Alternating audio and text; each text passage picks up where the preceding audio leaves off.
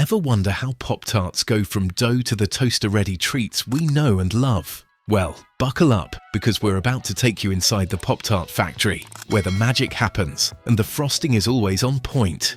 Funny fact, did you know Pop-Tarts were originally meant to be a fancy version of dog food? Don't worry, they've come a long way since then. Get ready to see how these breakfast pastries are made. And trust me, it's more than just pop. Let's dive into the heart of Pop-Tart production, the dough mixing. This is where the magic really begins. Picture this. You walk into a room filled with mixers so big, they make your kitchen stand mixer look like a toy. These industrial-sized powerhouses hum and whir, working with incredible precision and speed. Now, you might think Pop-Tart dough is just flour and water, right? Wrong. There's a whole bunch of ingredients that go into making that perfect pastry shell. The exact recipe is top secret, but we can let you in on a little tidbit. It's more than just your basic baking staples. Watch as the workers add ingredient after ingredient into these giant metal bowls. There's flour, sure, but also things like vegetable oils, corn syrup, and even some preservatives. The coolest part? Some of these ingredients might surprise you. Ever thought about salt in your Pop-Tart? It's in there! Once all the ingredients are in, these monster mixers do their thing. They start slow, gently folding everything together. Then they speed up, kneading and blending until the dough is smooth and uniform. It's like watching a giant bread maker, but way cooler. But hold on, we're not done yet. The dough needs to take a little break after all that mixing. It's like a power-up in a video game. This rest period gives the dough special abilities. The gluten in the flour relaxes, making the dough easier to work with and giving Pop-Tarts that perfect texture we all love. Once the dough rests, the magic truly begins. The quality control team springs into action. They're like the Pop-Tart police, making sure everything is just right. They test the dough for things like moisture content, elasticity, and even pH levels. If anything's off, it's back to the mixing board. These folks take their job seriously, no subpar Pop-Tarts on their watch. After passing all its tests, the dough heads to a set of rollers that look like they could flatten a car. But don't worry, they're much gentler with our Pop-Tart dough. These rollers carefully press the dough to the perfect thickness. Too thick, and your Pop-Tart would be more like a bread loaf. Too thin, and it'd crumble faster than a sandcastle at high tide. Now comes one of the most satisfying parts to watch, the cutting. Imagine a giant cookie cutter stamping out those familiar Pop-Tart rectangles. It's mesmerizing, like a hypnotic dance of dough and metal. And don't worry, all those scraps between the rectangles get recycled right back into the next batch. Nothing goes to waste in Pop-Tart production. Welcome to the filling station, where our plain dough transforms into a burst of flavor. It's like stepping into a painter's palette of vivid colors and tastes.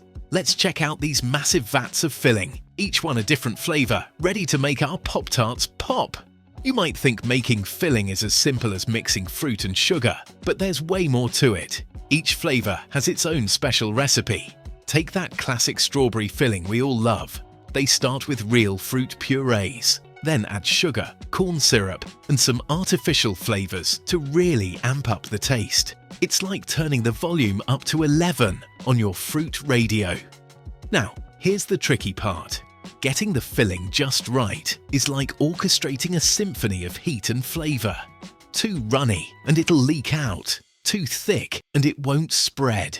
The factory workers are like chefs, perfecting this delicate balance that would make Goldilocks proud. Watch how they cook the filling in those huge vats.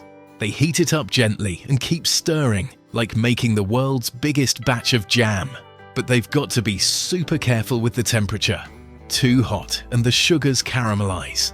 Too cold and it won't flow smoothly. It's like a high-stakes game of hot and cold.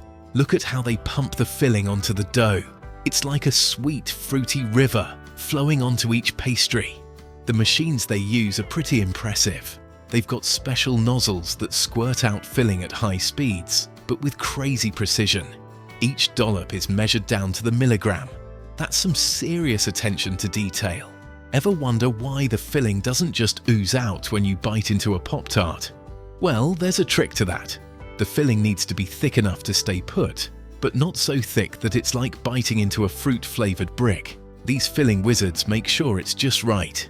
Check out how precise the filling amount is for each Pop-Tart. Too much, and it might burst during baking. Too little, and you'll end up with a sad, empty pastry. They've got it down to a science, making sure every Pop-Tart gets its fair share of gooey goodness. They've also got a special technique to spread the filling evenly. It's pretty cool to watch. The machines give each pastry a little shake, helping the filling settle into place. It's like they're tucking each Pop-Tart into a cozy, fruity bed. Once the filling's in place, it's time for the big moment, sealing the deal. They place another sheet of dough on top and press the edges together. But how do they keep all that yummy filling inside where it belongs? Stick around to find out! Now that we've got our pastries filled with gooey goodness, it's time for the grand finale. Ever wonder why Pop-Tarts don't explode in your toaster? The secret's in the next step, and it's not what you'd expect. Let's watch as another sheet of dough gets placed on top of our filled rectangles. Check out this cool machine that presses the edges together. It's like a giant cookie cutter, sealing our Pop-Tarts with precision.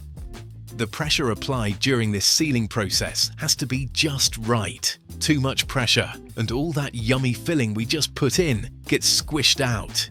Too little pressure, and our Pop-Tarts might fall apart.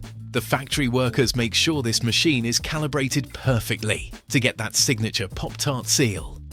Take a closer look at the top of these newly sealed pastries. See those tiny holes? They're not just for show. These little perforations are like pressure valves, ensuring a smooth and explosion-free toasting experience. Pretty clever, right? This sealing machine is working faster than a kid unwrapping presents on Christmas morning. It's cranking out hundreds of Pop-Tarts every minute. But what about all that extra dough around the edges? You might think it goes to waste, but you'd be wrong. After the Pop-Tarts are crimped and cut, all that excess dough gets collected. They call it trim, and it gets refined and sent right back through the sheeter for the next batch. It's like dough recycling. This zero-waste approach keeps production costs down and makes sure nothing goes to waste.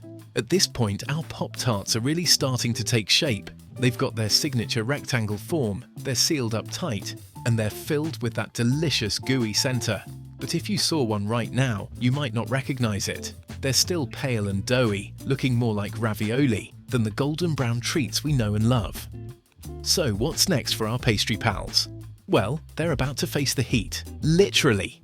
It's time for these pale rectangles to transform into the toaster pastries we all know and love. They're heading for the oven, where they'll bake to perfection, getting that signature golden brown color and slightly crispy texture. From a blob of dough to a perfectly shaped, filled and sealed pastry, all in a matter of minutes.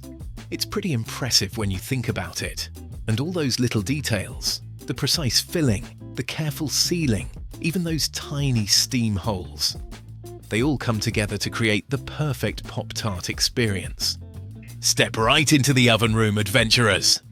Get ready for a toasty treat as we explore where our Pop-Tart pals get their golden glow.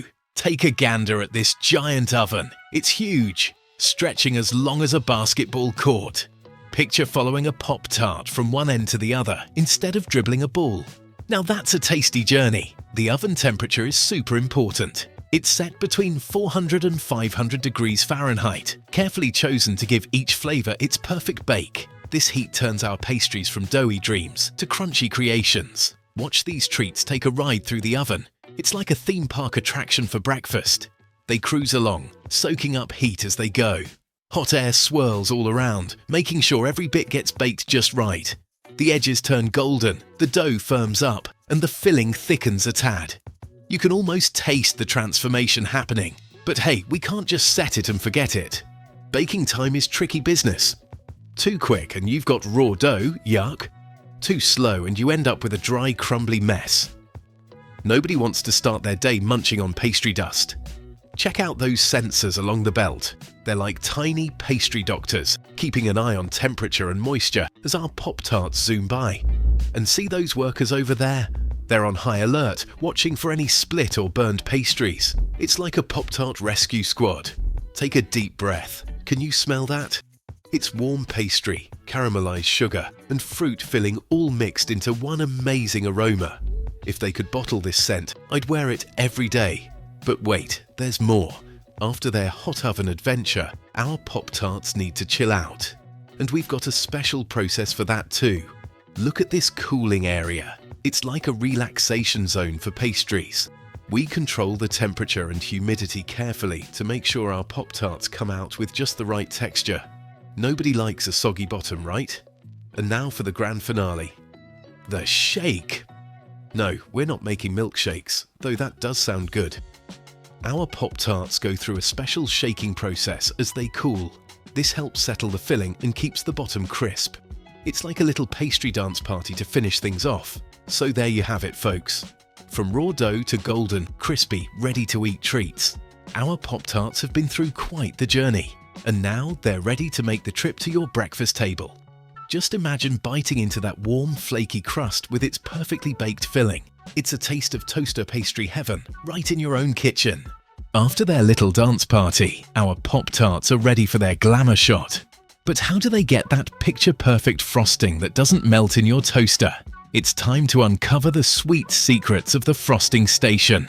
Welcome to the Frosting Wonderland, where Pop-Tarts transform from plain pastries into edible works of art. Check out these massive frosting machines. They're like car washes for pastries. The frosting here isn't your average sugar glaze. It's a special blend of powdered sugar, water, and some fancy stabilizers, kept at just the right temperature to flow smoothly. Now, let's see how they apply this sweet stuff. The Pop-Tarts glide under precision nozzles that shower them with a sugary waterfall. These nozzles are super accurate, making sure each Pop-Tart gets an even layer of frosting. No patchy pastries here. For those Pop-Tarts that need a little extra pizzazz, it's time for the sprinkle shower. Look at those specialized sprinkling machines go. They rain down colorful bits of sugar while the frosting is still wet. It's like a tiny, edible confetti party on each pastry. Timing is everything in this frosting frenzy. If the sprinkles don't land before the frosting sets, they won't stick. Now it's time for the frosting to set. The Pop-Tarts go through a special drying process to make sure that frosting stays put. This is the secret to why your Pop-Tart doesn't turn into a melty mess in the toaster. These frosted beauties have one more hurdle to clear before they can leave the factory. It's time for the final inspection. And let me tell you, it's high-tech stuff. Cameras with AI algorithms scan each Pop-Tart, checking for any imperfections. They're looking for things like uneven frosting, off-center filling, or broken edges. These cameras are pickier than a toddler at dinner time. Only the best-looking Pop-Tarts make the cut. The ones that don't pass muster, they get a second chance at pastry perfection. These rejects are reprocessed or used in experimental batches. Who knows, they might become the next big Pop-Tart flavor. Let's take a moment to appreciate the science behind this frosting magic. The recipe is engineered to withstand the heat of your toaster, showcasing how food science breakthroughs can revolutionize our everyday treats. And there you have it, folks. Our Pop-Tarts are frosted and fabulous, ready to brighten up breakfast tables across the country. From dough to frosting, we've seen the care and precision that goes into each pastry. But hold on to your taste buds because there's still one last step before these treats hit the shelves.